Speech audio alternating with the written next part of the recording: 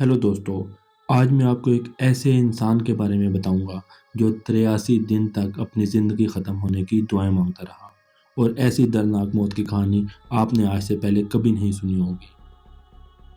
جی، میں بات کر رہا ہوں ہساچی آؤچی کی، جو جاپان کا رہنے والا تھا۔ اس کے ساتھ کچھ ایسا ہوا جسے سن کر آپ نہ صرف حیران ہوں گے بلکہ بہت زیادہ خوفزدہ بھی ہو جائیں گے۔ شروعات کرتے ہیں اپنی کہانی کی۔ جاپان میں جیسیو نام کی ایک فیکٹری تھی، اور یہی وہ فیکٹری ہے جہاں یہ خوفناک واقعہ پیش آیا۔ یہ فیکٹری خود تو بجلی نہیں بناتی تھی، مگر بجلی بنانے والی کمپنیز کو فیول پرووائڈ کرتی تھی۔ اس فیول کو بنانے میں یورینیم کی 5% مقدار استعمال ہوتی تھی۔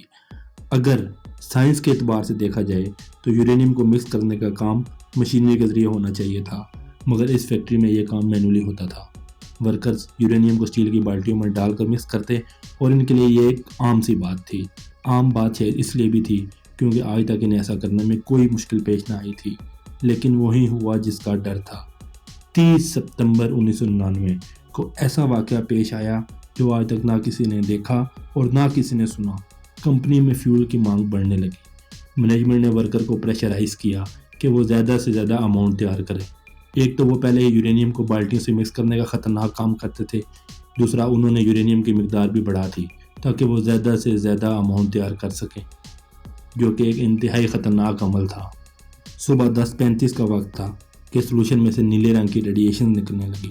وہاں اس وقت 3 لوگ موجود تھے: ہساچی آؤچی، یوکوہاوا اور شینوہارا۔ یہ تینوں ان ریڈیشنز کی لپیٹ میں آ گئی۔ ہساچی آؤچی بے ہوش ہو گیا اور اسے ہاسپٹل لے جایا گیا۔ دوستو، کہا جاتا ہے کہ اس دن ہساچی آؤچی کو 17 سیورٹس، شینوہارا کو 10 سیورٹس اور یوکوہاوا کو 3 سیورٹس کا جھٹکا لگا۔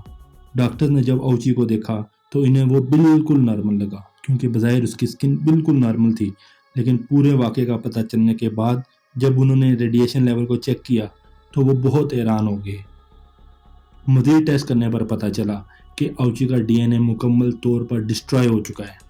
آؤچی کی سکن بظاہر نارمل نظر آ رہی تھی، کیونکہ ریڈیشن سے پہلے جو سکن بنی تھی اس نے ڈیمیج سکن کو ریپلیس کر لیا تھا۔ اب جب ڈی این اے ہی نہیں تھا تو سکن لیئر کا بننا تو ناممکن تھا۔ اب جیسے ہی سکن لیئر کی لائف ختم ہوئی تو آؤچی کا ڈراؤنا چہرہ سامنے آنے لگا۔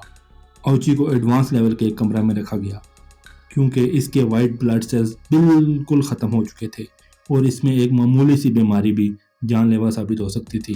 آؤچی پر پیریفرل اسٹیم سیل ٹرانسپلانٹ کا تجربہ کیا گیا، جو کہ پہلی بار ہی کامیاب رہا، لیکن تجربہ بھی زیادہ دن نہ چل سکا، اور 1 ہفتے بعد اس کے جسم کے حصے الگ ہونے لگے، کیونکہ نئے سیلز تو بن نہیں رہے تھے اور پرانے بھی ختم ہونے لگے۔ آؤچی کی حالت مزید خراب ہونے لگی۔ اسے جو بھی فلوئڈ دیا جاتا وہ اس کے جسم سے باہر نکلنے لگا، حتیٰ کہ اس کے جسم سے خون بہنے لگا۔ اسے نیند کی گولیاں دے کر سلایا جاتا تھا۔ اس کے جسم کے باقی آرگن نے بھی آہستہ آہستہ کام کرنا بند کر دیا۔ وہ انتہائی درد میں تھا، اتنا کہ اسے موت آسان لگتی تھی، مگر وہ پھر بھی زندہ تھا۔ اچانک ایک دن اس کی ہارٹ بیٹ بہت تیز ہونے لگی اور بالآخر رک گئی۔ ڈاکٹر نے اسے شاکس دے کر دوبارہ زندگی دی، مزید زندہ رکھنا ناممکن تھا۔ پھر 83 دن بعد وہ اپنے خالق حقیقی سے جا ملا۔